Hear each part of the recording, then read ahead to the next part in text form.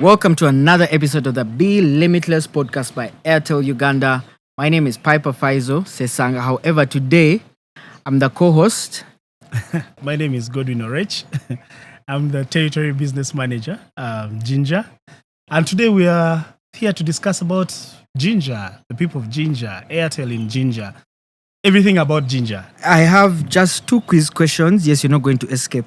Two questions I'm going to pose towards Godwin, and then we see whether he does know this place as good as he actually works there. First of all, how long have you been in Jinja? I came to Jinja in May. That's enough. That's enough. You know these things. One, why was the location called Jinja? Why was this city called Jinja? The Nile back here Yeah. has parts that have rocks. Yeah. And rocks in Uganda is called a Jinja. Yes. Yeah. Though here it's called I think it's called a Dinda or something. A Dinda.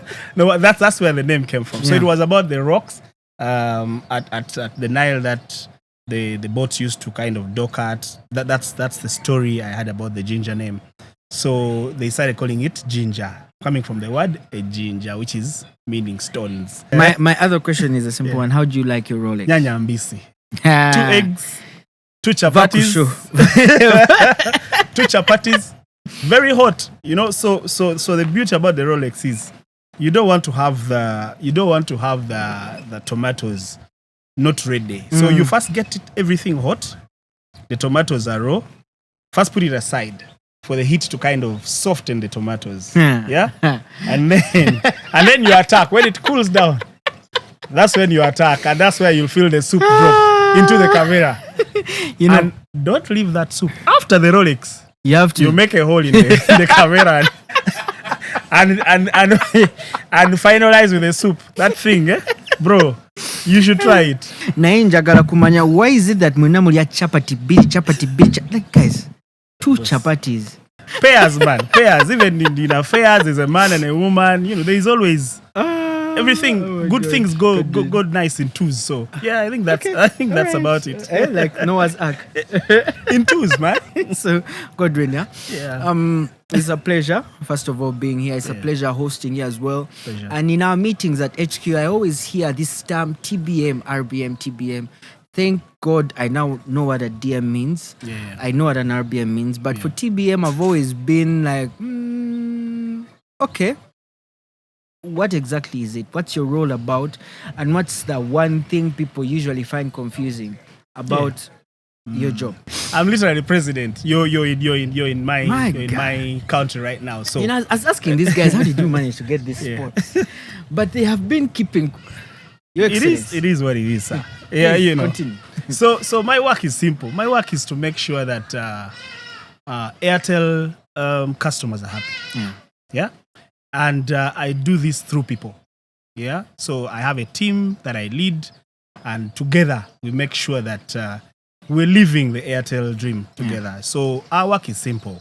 You know, make sure that whatever an Airtel customer needs, they get. Provided. Whether through our team, whether through our clients who provide our services, we are there on the ground to support them. What confuses people about my duty is people think, you know, we just sit in that double cabin, put on AC, and drive around. But you do. No, there is a lot that comes with that. Sometimes we are closing that door because we are talking to ourselves. You watch us closely. Sometimes we be speaking to ourselves in those cars, but people don't get it. I know Jinja didn't choose you because you are here since May. But what's that one thing that has surprised you about this city that you thought wasn't there? Apart from I actually think Jinja chose me. Yeah. Okay. I'll tell you why. Tell me. So, I went to school in Jinja, St. James, in the middle of town. School had but this should be. Okay, yeah. So it had the creme de la creme of the people of Jinja. Yeah. Both boys and girls. This town is blessed with there are people called the Bachotora. I don't know if you've heard about them. I am a man. Of course, I have heard about Now, those were the people in that school, most of them. Yeah. So I happened to study with them, and so that's how my Jinja journey starts. And then I finished school. I'm like, okay, so I think I'm done with Jinja.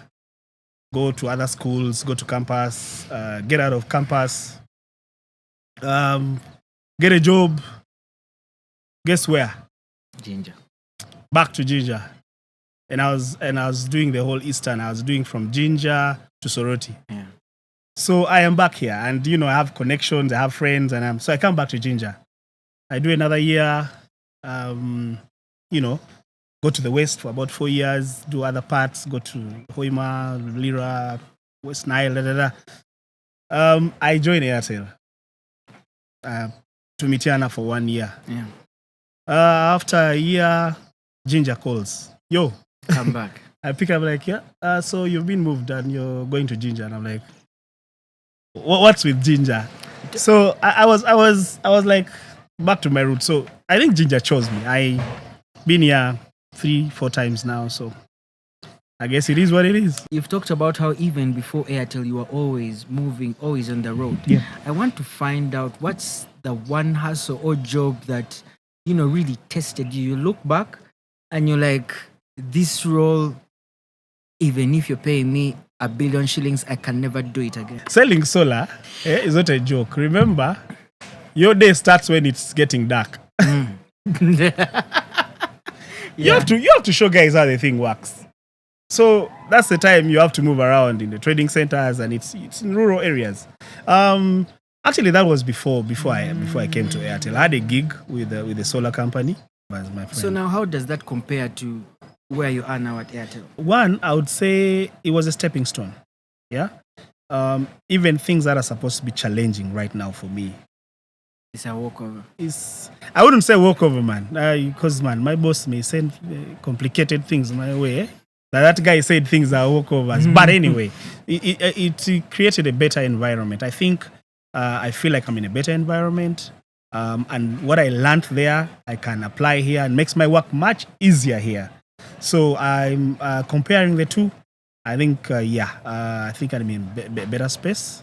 But it played a very, very big role. I couldn't have been the territory business manager I am now if I had not gone through that. What's that one moment that genuinely tested you professionally or personally? And what did you learn from it? Recently, we've been launching new sites. Yeah. And sometimes you need to learn to work backwards. Like you have a schedule and things are supposed to go A, B, C, D, and then all of a sudden there's a switch. Yeah. So you have to adjust very fast. Yeah. You don't have everything you need to execute that particular day, but you need to think and figure out things really fast and make sure the day happens, because probably the service provider is already on their way and stuff like that. And then you have probably a back-to-back site launch, and then you have to get community members ready, and then you have numbers to deliver that particular that same time. I think that was a time that, our patience would be tested, because sometimes you're questioning why aren't things happening the way that. Why do we have the schedule if we can't follow the schedule? But then you step back and say, wait, this thing must happen. Asking these questions will not solve the problem. Yeah. Godwin, think outside the box, make this happen, and give feedback. So for me, I think it was a little bit of a challenge, yeah. But then, we got ways around it, and then from that we picked feedback that we shared with the business, and I think things are now better for the other guys who are having other site launches. So for me, I think that was a period that was a little bit challenging. But there was also a learning to pick from that. During that challenging time, or any other time you've been at work, what's the one person you'd love to appreciate that has, made your job easier? My journey at Airtel has been like a building. Yeah. So there's an architect who drew the plan and all that. And then we have the guy who did the foundation. Yeah. And then we have the guy who did the finishing. So I remember when I just stepped in, you usually have a conversations with the sales director, and he told me, I know this is not the role you've been interviewed for, but here where people grow, your potential will take you places. your energy, so the ball is on your court. Yeah. If you want to get to where you are interviewed, to the position you'd been interviewed, go and, show us that you're capable of doing that because, I didn't have experience in telecom. Okay, a little bit. I worked with Wari Telecom for about 8 months or so. That means you worked with Airtel. Yeah. Way back out of campus. First job. I was at the service center. So he tells me, but I mean, he had to get the sales experience in telecom. Says, so the ball is on your court. You go out there, do what you do best. You'll get where you want to get. I was like, I am open. And this was the third time, by the way. I'd turned down a TBM job like 2 times. Wow. So this third time, I'm like, you know what? Let me go see what happens. So he hands me over. So the first thing he does is motivates me. So that's the guy who do the plan. Tells me, go and do your thing. And I appreciate him. And I'm so glad that he did that. And I'm so glad that I didn't get the position I wanted because then probably I wasn't ready. Yeah, because I got into the business. Then the second part, so what he did is he put me in the hands of someone who he knew would make me Better. the best I can be or mold me into, the person he would want me to be as I grow in the business. So I mentioned the sales director. Are we free to mention Yes, names? you can mention them. Yes, so the sales director is Ali Balunywa. Then he handed me over to Emma Tumwebaze. Yeah. That was in Mitiana. The market was challenging. He was also new in the market. Yeah. And we were supposed to clean the mess there. I'm new. But for him, he was in the business. Sometimes we drive from Mitiana. By the time we are going to Chiboga to sort issues, but we are talking from it. By the time we reach there, we have a solution. We saw what is there. I said, coming back to Mitiana, we're in the car. Yeah. We are talking about what we are going to sort out in Mitiana. Now, he empowered me with the information, the knowledge, the confidence to make some calls. Yeah. And then the time came when, I had to say my bye-byes. When Jinja called again, so he did the building of the walls and all that. So now, finished the house. And then Jinja calls. And then I'm handed over to the finisher now, the painter, the guy who's supposed to do the roofing. And I come to my current boss, John Mark. He's a very, very, very patient gentleman, I can say. There are scenarios that I won't discuss here, but he's one of the most patient gentlemen I have ever met. And it helps me, sometimes, teams get to your nuts, yeah? And then you step back and say, but wait, this is the same way I probably make the guy above me feel, So you step back a bit and say, but how would he handle this, yeah? And then you handle your team better. You say, you know what? Breathe in, breathe out. Deliver the message in the easiest way possible, but that will give you results. If you could just give me 3 things you genuinely love about working in Jinja, that you appreciate, that you look at and say, well, I've been to all these other districts, but this place, these 3 things I appreciate.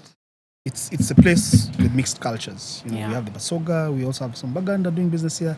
We have the Indians, we have the Chutora. So for some reason, everyone has learned to blend in and live together. Yeah. So everyone is welcoming. You don't know who is from where. The scenery. I mean, look. Just awesome breeze. It's a beautiful place. Definitely. Tourists come in. You get to meet new people, and so the scenery, the tourist, and then the convenience. It's not in Kampala, close to Kampala. You're close to the capital city. Yeah. It's like you're in Kampala, but you're not in Kampala. You get the vibe. The vibe you would get in Kampala, but I get in a cool, calm environment. Yeah. As we do wrap it up, if there's any message you'd love, to share with the people watching. Well, first and foremost, thanks for the opportunity, for the interview. Thanks for allowing us showcase Jinja. Well, I just want to say thanks to even our clients out there watching this. To the people working for Airtel, just give it your best and make sure that our customers out there are happy so everyone can join the Airtel family. All right. Thank you. And that's it on another episode of the Be-Limitless podcast by Airtel Uganda.